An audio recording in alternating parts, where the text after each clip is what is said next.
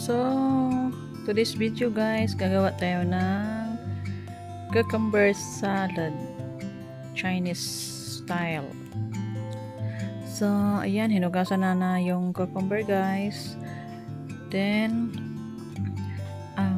balatan natin ng konti yung balat.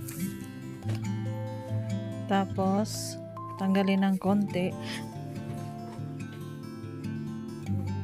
Ayan, ganito guys. Tapos, lahat yan guys, para gawin natin lahat. Hiwa-hiwain. Ayan, ganito lang ang haba ng hiwa guys.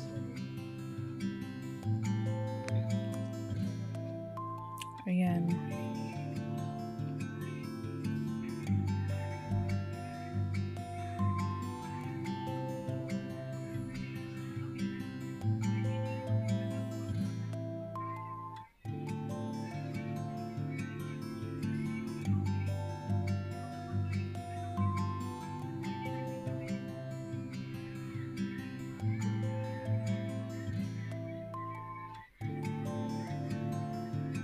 So, hihiwain lahat guys. Ayan.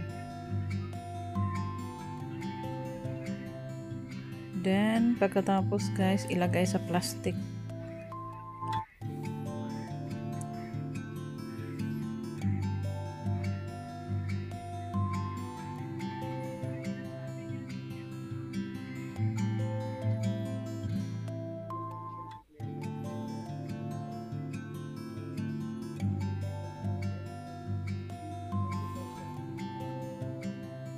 Ilagay natin sa plastic lahat.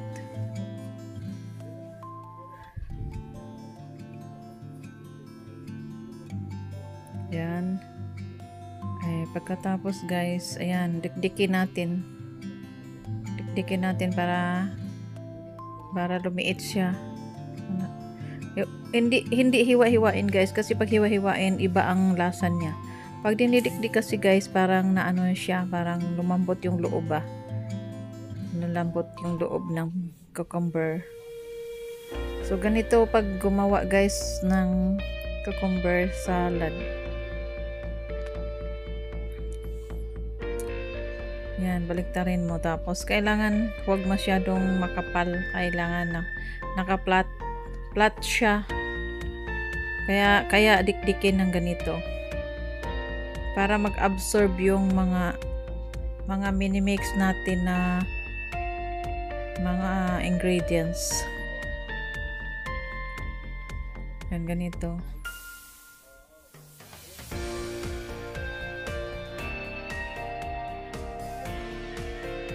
Yan, ganito.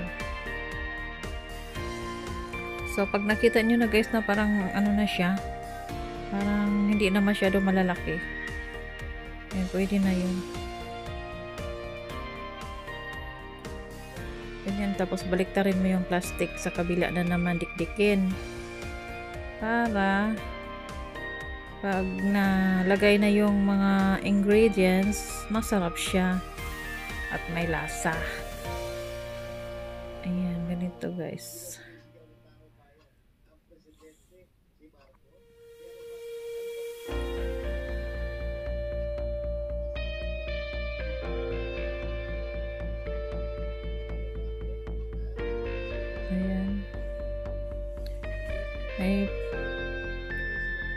Ayan, so ilagay mo dyan, ipagsama-sama mo lahat dyan sa malaking lalagyan. Ayan na siya guys. Then lagyan natin guys ng asin. Ayan, depende sa'yo guys kung gusto mong maalat, pero mas maigi pa konti-konti ang asin mo, saka na lang dagdagan pag kulang ang timpla. Then lagyan mo ng asukal. Nasa inyo guys kung gusto nyo ng asukal na brown or white, okay lang. Then ilagay mo yan guys, ito yung chili sauce. Mabibili mo to guys sa Thailand Taiko store. Yan. Mas masarap kasi ang chili sauce nila kasi maanghang siya na matamis.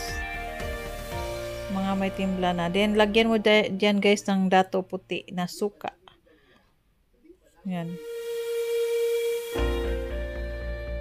Ito siya guys, pwede mo rin siyang lagyan ng ng garlic. Pero ayoko kasi maglagay ng garlic kasi sobrang. Pero nasa inyo guys. Pag na may garlic kasi parang yung amoy ng garlic. Pero pag gusto nyo ng garlic, diktikin lang yung garlic tapos ilagay dyan, i-mix nyo. Hindi ko to nilagyan ng garlic guys. Pero mas maganda yata ang lagyan ng garlic. Masyado siyang na mabango. Mabango yung garlic.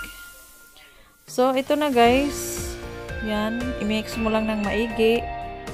Pagkatapos guys, yan. Ilagay mo yan sa plastic or ilagay mo sa plato na malalim. Then, pwede mo ilagay sa refrigerator. Then, kinabukasan mo kainin guys. Para nag-absorb yung mga ingredients na nilagay natin. Para maanghang siya ng konti at na matamis.